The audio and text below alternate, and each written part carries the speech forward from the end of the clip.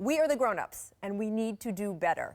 That sentence, by the way, rings true across a lot of our issues in this country right now, but let's focus on one in particular, the way we are failing the teenagers who we hope will one day star in the NBA. Guess who makes the money from all those AAU teams they play on? Not them. Guess who makes money, sometimes millions and millions of dollars of it, from the college basketball that they play? Not them. And please do not sing me the, oh, but they get a college education for free song. What elite players get is parked at a school for one semester. That's it, before their own coaches pull them out of class for the NCAA tournament. Then the rest of the spring is often spent training for the NBA Combine or holding private workouts for teams. And if these kids happen to get injured, yeah, too bad. That big shiny future can just disappear, and sometimes they're even left paying for their own medical expenses. And there are people out there who still want to criticize the kids in the Yahoo report from a couple days ago. You know, the ones who supposedly took a little money under the table to play at certain schools. Please, did you see the amounts of money discussed in that article? A lot of these kids are still underpaid. Of course, fixing this is going to take the work of a lot of organizations. This is such a complex web. No one entity is going to solve everything. But this is an NBA show, so let's focus on what the NBA can do, which is first admit that the current 19-year-old age limit just isn't working. And look, I know why it was put in place, to stop what had become a flood of teenagers entering the draft, hiring agents, and then not making it and being left with nothing.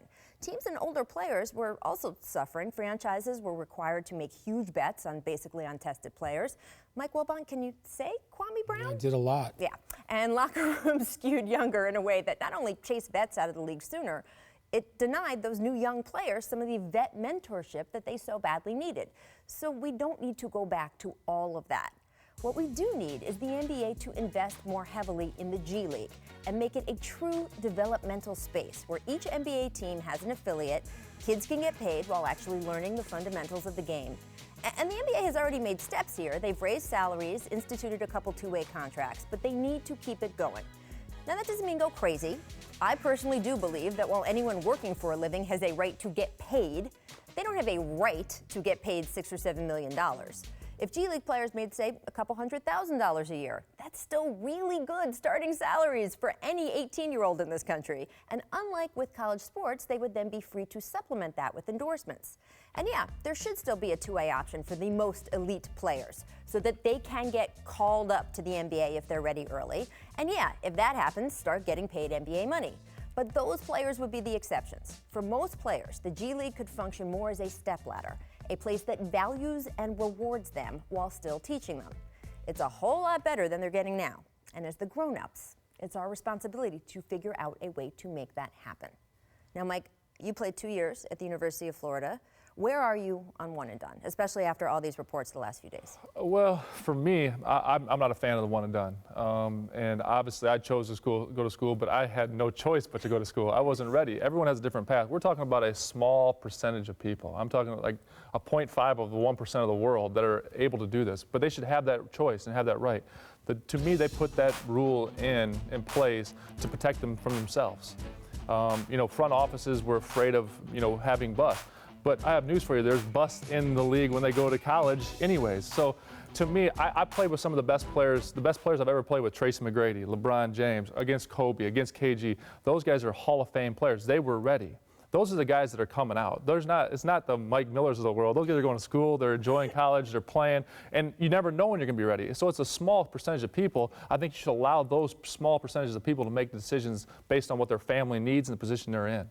Mike Miller definitely enjoyed college. What about me? I remember Mike Miller in college. Yeah, that's right. You know what, Rachel? The key thing Mike there said to me was option. Mm-hmm. And option is it. And we're going to have to become more sophisticated about the options. That starts with the NCAA. Why do hockey players and baseball players get to have agents, but football and basketball players don't? What is that about?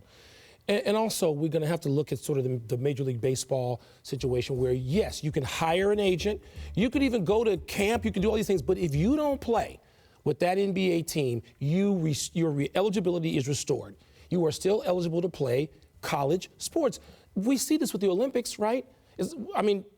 Michael Phelps, was he not a professional? But he was allowed the amateur status, whatever the status is called, to then compete in the Olympics. We've seen this time and time again increasingly over the last 20 years in the Olympic movement. So let's not be hypocritical about it. Let's allow people to be eligible to play, but if they're not ready to play in the NBA, you don't play. 1 year, just like Mike said, for most guys, it's not enough. The league suffers. The college product suffers. Those kids who are not ready and not accepted once they went through a camp, and it could be a special summer camp. You can return them to college. They can be in college basketball again. It's legal right now to go to dinner with an agent, but oh wait, you can't accept a dinner. He can't pay for it. So we are splitting hairs and drawing lines in places they don't need to be drawn, and the whole thing is a mockery. How many billions of dollars does Turner and CBS pay the NCAA? Oh, well, 11 billion, yeah. I think the number is. Yeah.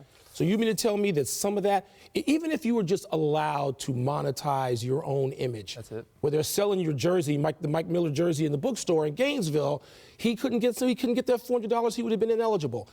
All of that has to stop now. I mean, look, don't get me started on amateurism in college sports. It's ridiculous, antiquated, and I have no idea why the NCAA is still chasing that. But for me, that, you know, we're talking about the NBA and what they can do. And I do think, look, they all work in concert.